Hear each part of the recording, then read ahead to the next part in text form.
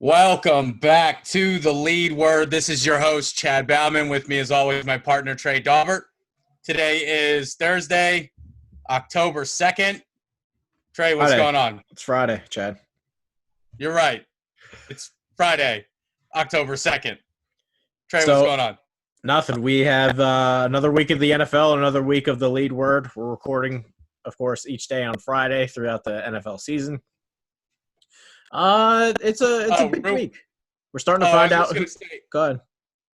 I was just going to say that, obviously we didn't have an episode last week. We did record it. However, due to the issues with the site, it couldn't go up. It's on Trey, the I don't YouTube. know if It's you. on the YouTube channel, It is Chad. okay. It's on the YouTube. I was gonna say I didn't know if you ended up doing that or not. Yep. But It's on YouTube. good. So, this is kind of the week where we kind of know who you are at this point by like week 4. Teams kind of have an identity by this point. Is that fair to say, Chad? I usually go like final judgment week 6, but the picture starts to come into focus week 4. I'll agree with that.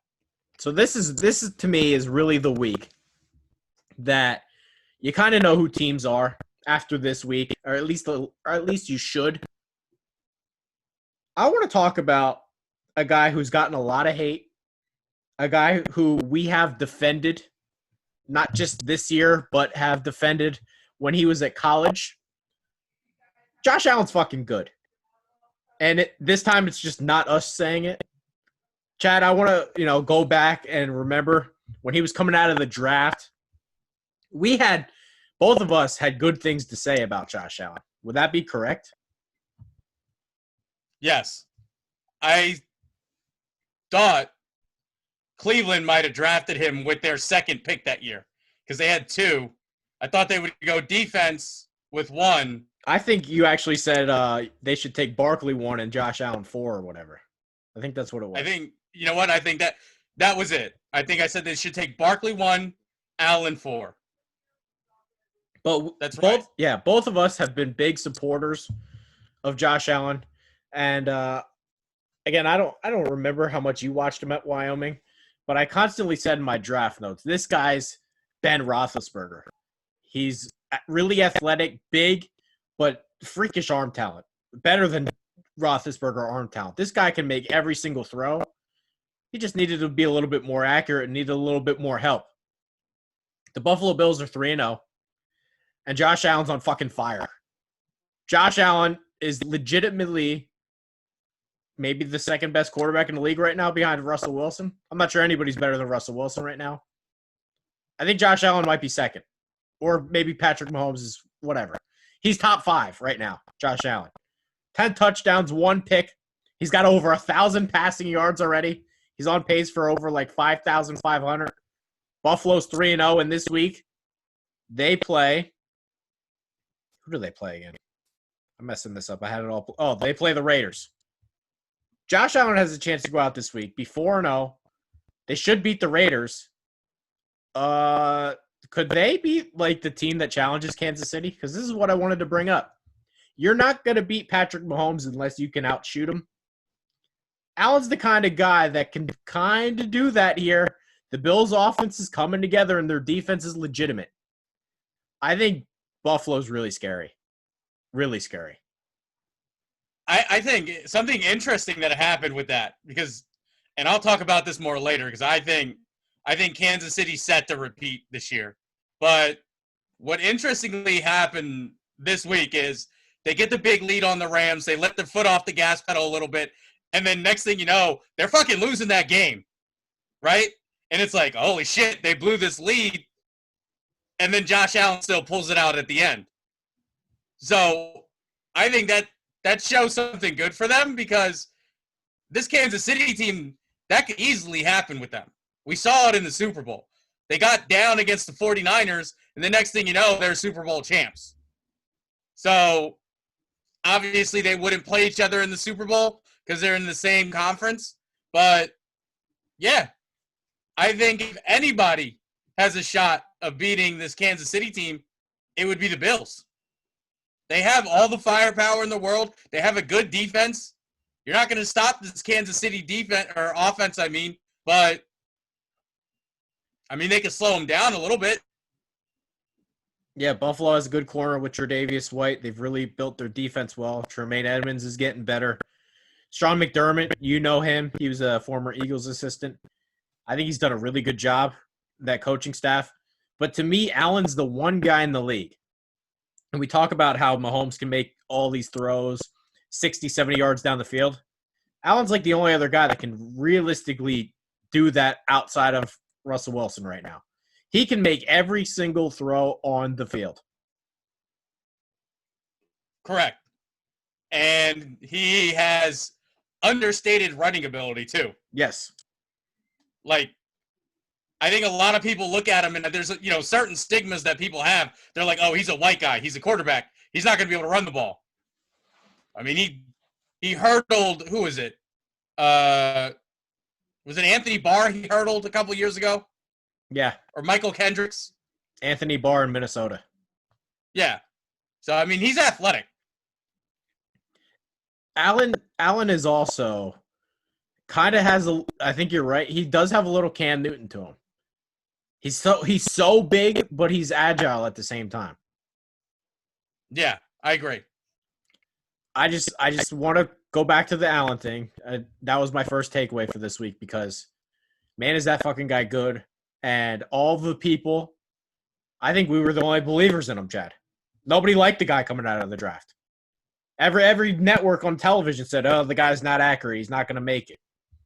With that arm talent, I'm not betting against that guy. So let's just give Josh Allen some credit here. That guy's good. Really good. Really, really good. Yeah, and another thing, too, is, like, after he got drafted, it was, like, a lot of negativity around Josh Allen. But it was like, they were still building this thing in Buffalo. They hadn't put all the pieces together yet. They think their best receiver at one point was Cole fucking Beasley. Yeah. So, now he's got help. Isn't it funny what a little help does? You bring in Stephon Diggs and the guy's an MVP candidate. Isn't it funny how that works? It's crazy. Crazy. And if that's the last thing you have on Josh Allen, that'll push me perfectly into my point, first takeaway. Yep.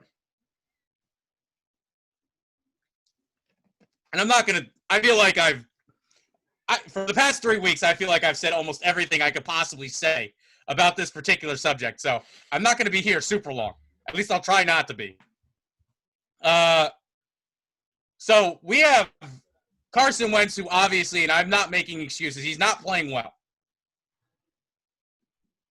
The Eagles are 0-3. I know they have a tie, but as we discussed at length on Sunday, a tie is a loss.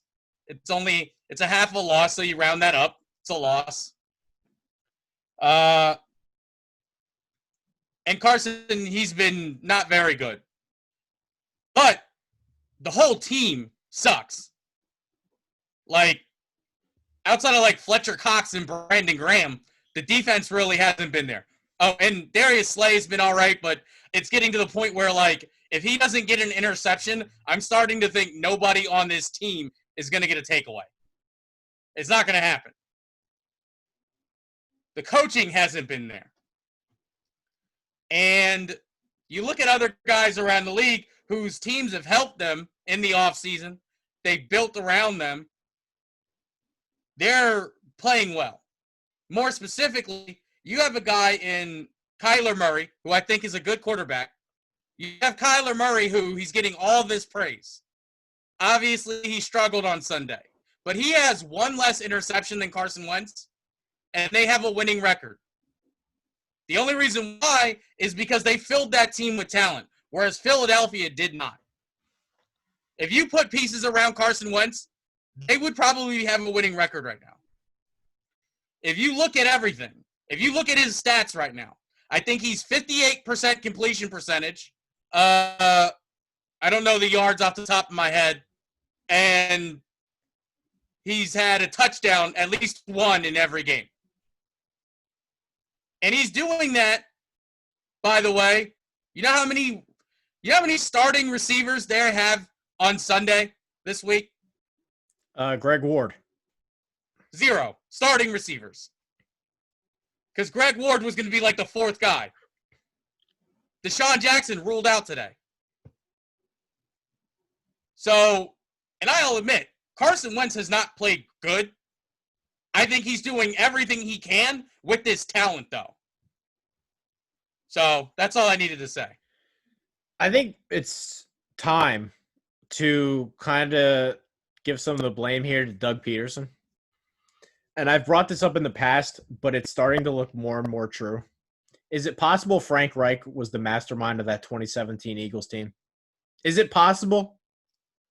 So we've known for a while now that Frank Reich was the one that put together the game plan. Yeah. So, obviously they have like certain down and distances, certain like packages. They're like, okay, this will work in these situations. So I think there's been a lot of just missing Frank Reich. I think if he has that offensive coordinator that can put together the game plan for him, I think he can call plays. But I think without it, he's not a good play caller. Their offense looks lost. I don't see any creativity anymore. And another thing that I've been calling for, Carson Wentz is best when he's taking the snap under center. They refuse to do that. Put him under center. That's when he's the best. That's what he did good his rookie year. That's what he did good in 2017 when he had his MVP candidate season. But they won't put him under center. They keep playing out of the shotgun, and that's not what he's good at. Well, I was going to say one thing I've noticed, and you watch more snaps than I do, but one thing I've noticed is this offense is almost like pass happy centric. They want to pass the ball pretty much on every play, and when they do run it, it is out of the shotgun. You got to give this guy a little bit more help here. Like, you can't ask him to just will and carry this team every single snap when the offensive line's bad and there's no receivers here. Like, there's got to be more of a run-centric focus here. Every run play can't come out of the shotgun. Exactly. I 100% agree. And you can't run out of the shotgun because you don't have any wide receivers. You got fucking Greg Ward. Who actually is getting better. Can we give him some credit? I like Greg Ward. He's good. He's getting better. I like Greg Ward. I'm not going to lie. I like him. But he's not the fucking greatest wide receiver ever. He's not Marvin Harrison. Yeah, he's not fucking he's not Calvin Johnson. He's not, that's not what he does. So, like I said, I don't have to say much because I've said it all for the past 3 weeks. If you give Carson Wentz help, the praise you're giving to Kyler Murray, you'd be giving to Carson Wentz right now. I want to talk about the two New York teams for my second takeaway, the Giants and Jets. If you're a New York sports fan, I don't know how you're not embarrassed for these two teams. I'm sure maybe some root for one or some root for the other, whatever. It doesn't matter. Both of these teams are beyond dysfunctional, beyond belief. The Thursday night game, I actually think the Jets should have won. I don't know why. I said this in the Slack several times. I don't understand why Adam Gase didn't go for it on that 4th and inches with the lead. They go in and score right there. That game's over and done with. Instead, they kick a field goal, give it back to the Broncos, and it was over. All they had to do was kick a field goal, give the Jets the ball back with like 2 minutes left, and expecting that offense to drive down the field is just suicide. The New York Giants, Dave Gettleman, we've talked about this. He's run that team into the damn ground. They have nothing. Both of these teams have nothing. The Jets roster is worse, but Darnold's better than Daniel Jones, so I want to bring this up. Which team gets the first overall pick, and would you move off of each quarterback? Correct me if I'm wrong. Sam Darnold is still – what's his contract? Is it up? No. He will be on his final rookie contract year next year. Well, it'll be his 4th year next year, and they'll have the option to pick up the 5th year. Yeah. Okay. I was wondering because, like, I've been seeing stuff where, like, I guess Juju Smith-Schuster was like, oh, I'd like for him to be in Pittsburgh, right? So I was like, well, I don't think his contract's up, so they would have to trade for him. I don't know if they'd be willing to do that because I don't know what their pick situation is like. I know they gave up the first rounder last year, right, for Minkah Fitzpatrick. Yeah. I wouldn't move on from Darnold if I was the Jets. I think you saw last night he's doing everything he can with this fucking team, and he's playing pretty well. Like, even if you take out that scramble, like the long touchdown run he had, the throws are on point. He's doing what he can just with inferior talent. He's got nothing. Like, you want to talk about Carson Wentz having nothing? Nobody has more to overcome than Darnold. Nobody. And funny thing, the one thing that I thought was really funny is, like, the one piece that he has around him gets injured last night. Mekhi Becton. Yeah. And the left. The one saving grace in Sam Darnold's fucking life right now abandons him. Yeah, and Bradley Chubb kicked the shit out of Connor McDermott the whole rest of the game. So I think that's I don't think they should give up on Darnold. I think the Giants are probably going to be the only fucking team the Eagles beat this year. So I would say they're probably going to get the number 1 pick. I don't think they would move on from Daniel Jones, though. I think New York likes him. See, that's where the Giants have been my pick to get the number 1 overall pick before the year. I do think if they get the number 1 pick, Gettleman's getting fired. They won't give Joe Judge another year. Trevor Lawrence will be the quarterback. Regardless of who gets the number 1 pick, they're going to pick Trevor Lawrence. That's not the question. The question is who gets the number 1 pick. Because that team has to take Lawrence. I disagree. If the Jets get it, they'll stick with Darnold. Interesting. I'm not sure I even agree with that, and I love Darnold. I think they would. I mean, he's played well. I like him. Had around him. But I think you can get a haul for him, and I want to bring this up. If it's not the Giants or Jets, is there another team that can get the first overall pick? We talk about Jacksonville, but they actually have looked competitive. Not so much against the Dolphins, but I think Minshew's going to win a couple of games. Washington, their defense has looked okay. They have a win yet, too. Atlanta has been, just finding ways to lose, but I'm not sure it continues. Is there another team that can actually get the first overall pick? Whoever the Jets traded to because they're deciding to keep Darnold. Which I'm just kidding. I think, like I said, I think New York is going to get it. I really don't see any team. The Giants. I don't see any. Yeah, I forgot. Sorry, I said New York. The Giants are going to get it. I don't see any team that's worse than them.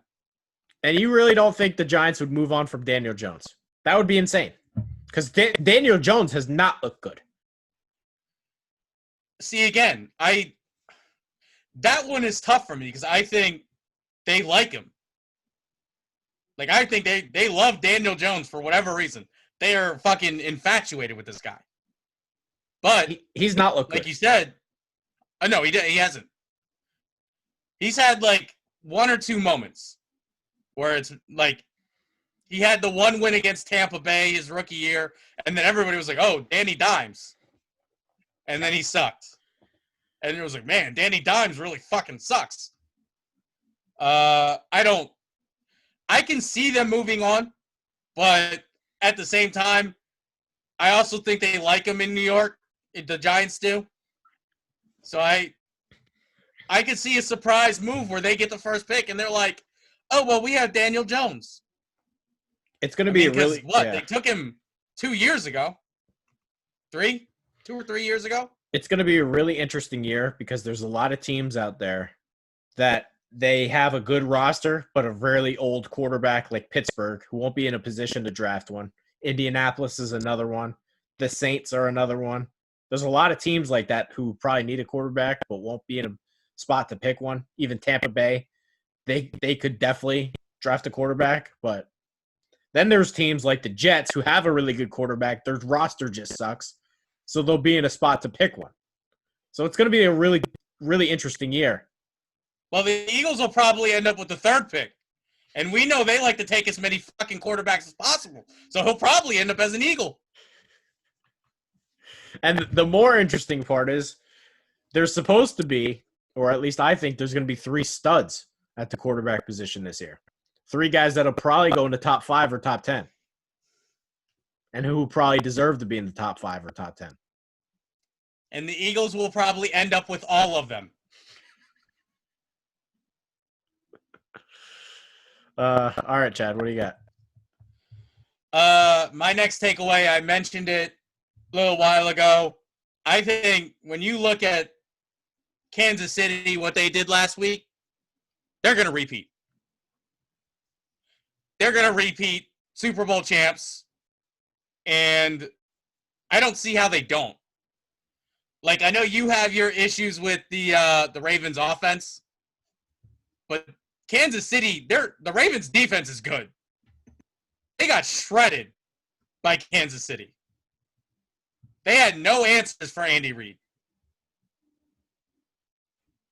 So, you look at how good Pat Mahomes is playing. Him and Andy Reid, they're like in perfect sync. I think the only way that Kansas City doesn't repeat is if Patrick Mahomes gets hurt.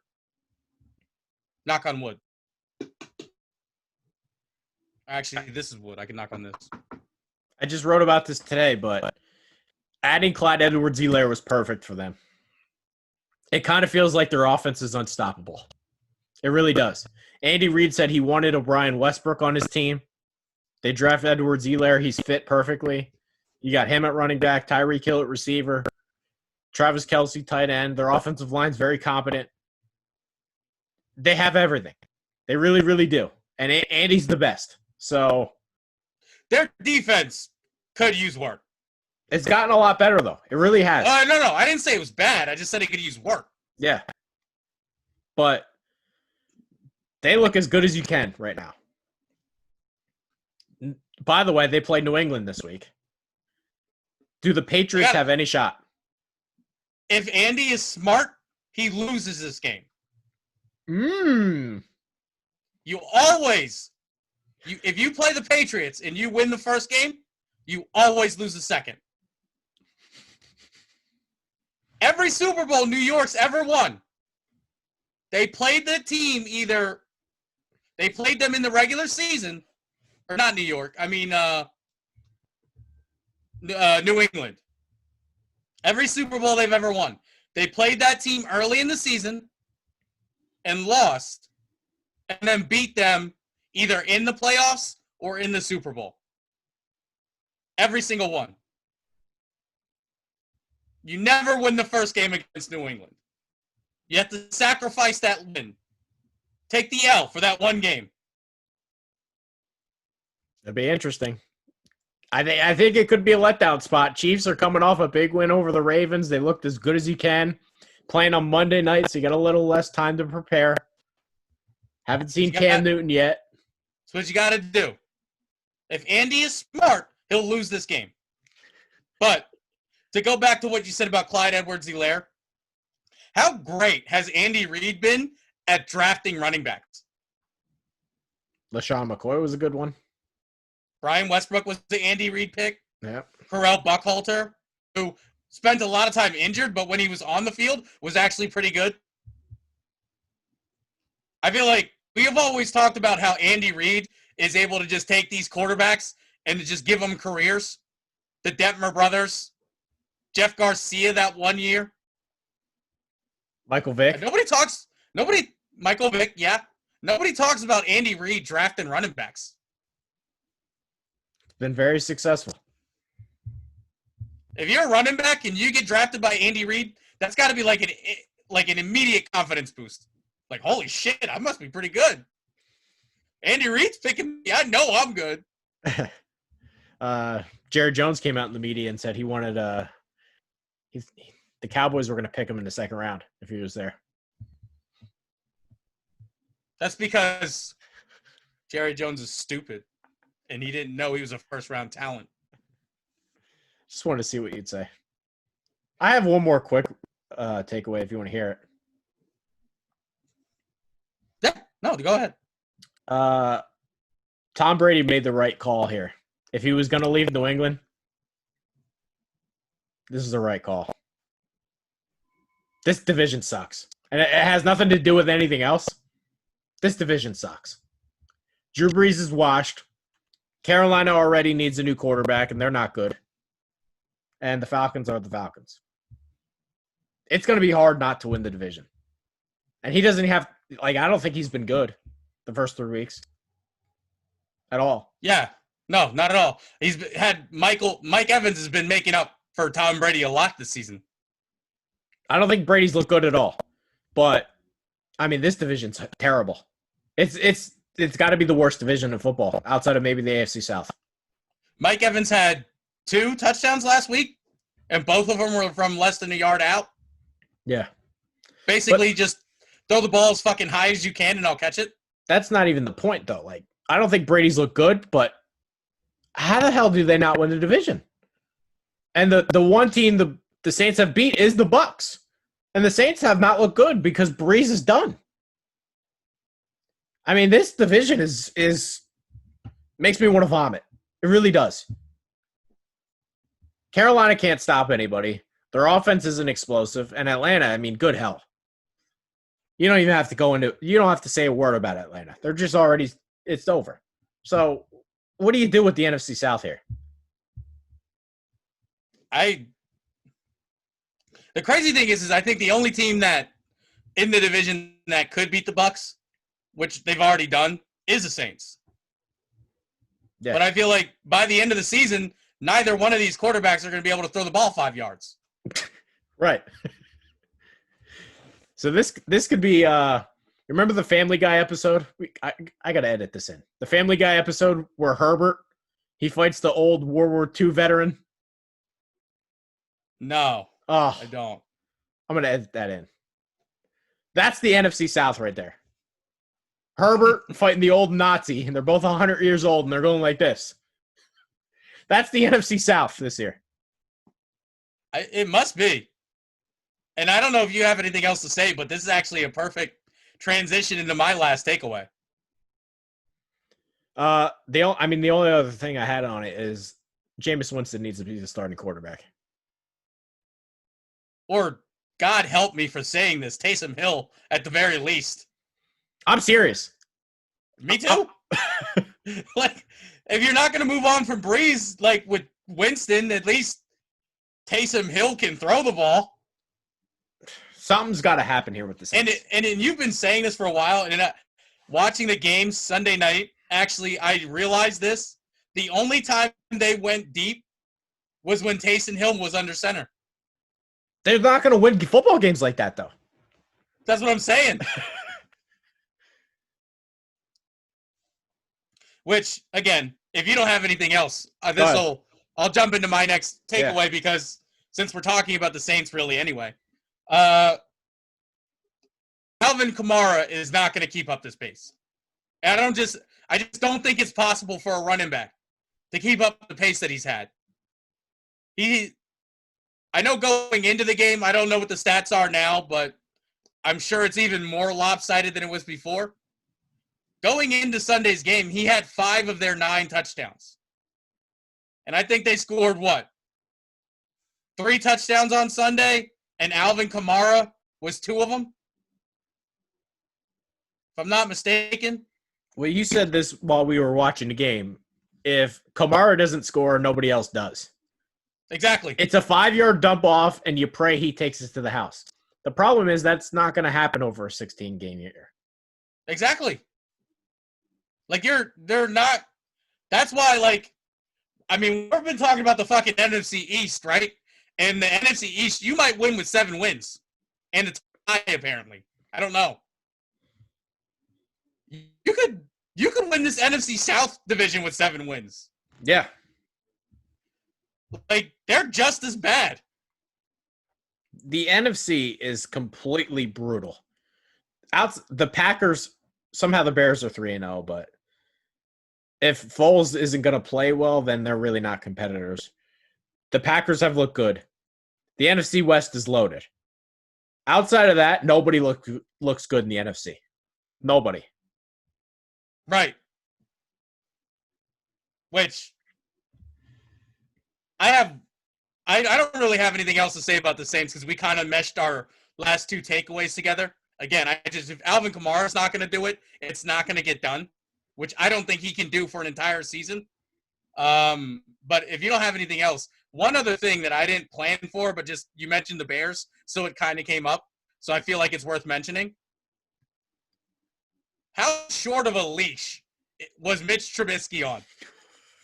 That guy was 2-0, and he got benched. And not just for the game, for the entire fucking season. He got benched after starting 2-0.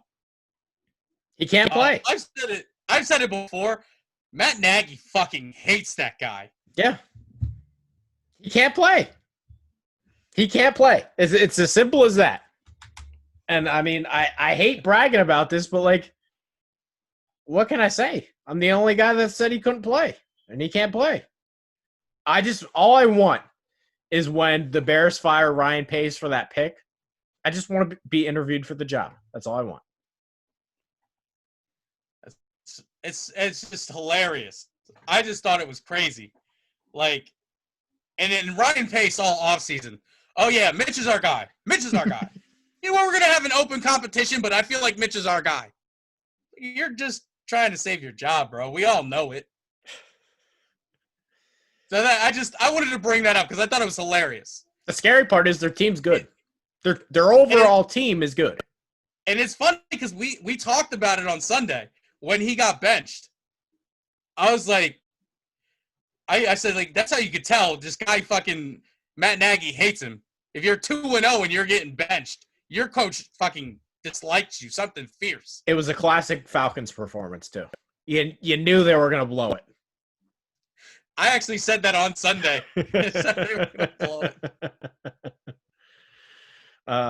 Maybe there's a Foles only plays well if he's a backup thing. It's kind of like Fitzpatrick. If you make him the guy, he's not good.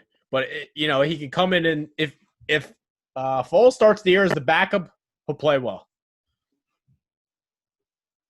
Yeah, I think he can give you like 2 or 3 games every season. Yeah.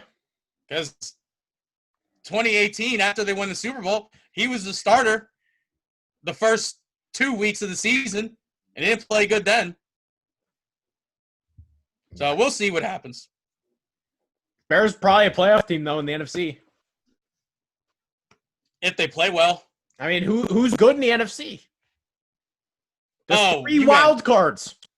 I was thinking NFC, like North. 3 wild cards. You're telling me they're not getting in? Yeah, I don't know who else is going to get in. Fucking Panthers. You're banned for picking the Panthers, by the way. I think if Christian McCaffrey didn't get hurt, they'd be all right. The only game they won was the one he didn't play. Oh, really? No, well, he got injured in the middle of the second game. Yeah. They would have won that game if he didn't get hurt. I think. I'm not picking them anymore. But they'll be good next year, watch, because I'm not going to pick them. They just like proving me wrong. All right, Chad, that's it for me. Yeah, I don't got anything else except to say don't forget to like and subscribe to the YouTube channel. Like the video. You can follow us on Twitter, the site, Vendetta_media. Follow Trey at Trey Daubert, TreyDaubert. Check me out on Twitter at Lowfooted, LILFOOTED. One more thing I want to add. Jackson's Vendetta University series. Give it a watch. It's got a bunch of views already on YouTube. Subscribe numbers going up. So shout out to Jackson. That's a hell of a project he's got going. Shout out to Jackson, but I'm disappointed in my playtime. I need targets, damn it. I have like 0 receptions on the year. I said that to him this year. Like, my character sucks. He does nothing back there. He's missing tackles. He's got no picks. I mean, my guy's terrible. Well, I mean, Jackson's like, you're playing safety, so you're kind of just like doing your thing. I'm a tight end. You have to work me into the game plan. You got to target me. I can't get the ball unless you give me the ball, Jackson. Come on. And I watched the first episode. It said players to watch. I was one of them. No targets. I was open, Jackson. I need playtime. Give me the rock, or I'm going to transfer. Yeah, shout out to Jackson. Episode 2's out. I believe episode 3's coming soon. Might be out actually before this is published. So I haven't watched episode 2 yet, but if I don't get a target, I'm in coach's office. Yeah. Other than that, though, again, like and subscribe to all that. Thanks for giving us a listen, and we'll see you next week.